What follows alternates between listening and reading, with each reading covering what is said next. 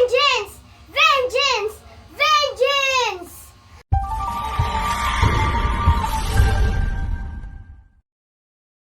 Welcome to Axel and Pfeiffer TV. Please like, comment down, subscribe after watching.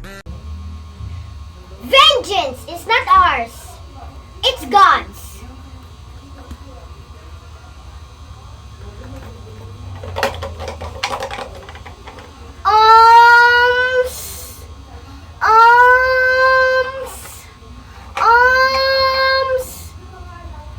Spare me a piece of bread.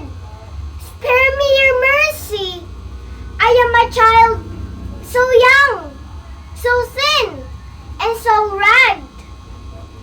Why are you staring at me? With my eyes, I cannot see. But I know you are all staring at me. Why are you whispering to one another? Why? Do you know my mother? Do you know my father? Did you know me 5 years ago? Yes, 5 years of bitterness have passed. I can still remember the vast happiness Mother and I shared with each other. We were very happy indeed. Suddenly, 5 loud knocks were heard at the door, and deep silence ensued. Did the cruel nippons discover our peaceful home? Mother ran to Father's side, pleading, "Please, Louis, hide in the cellar. There in the cellar where they cannot find you." I pulled my father's arm, but he did not move. It seemed as though his feet were glued to the floor. The door went bang, and before us, 5 ugly beasts came barging in. "Are you Captain Luis Santos?" roared the ugliest of them all. "Yes," said my father. "You are under arrest," said one of the beasts. They pulled Father roughly away from us, and they did not give him a chance to bid us goodbye. We followed them mile after mile. We were hungry and thirsty. We saw a group of Japanese eating. Oh, how our mouths watered seeing the delicious fruits they were eating.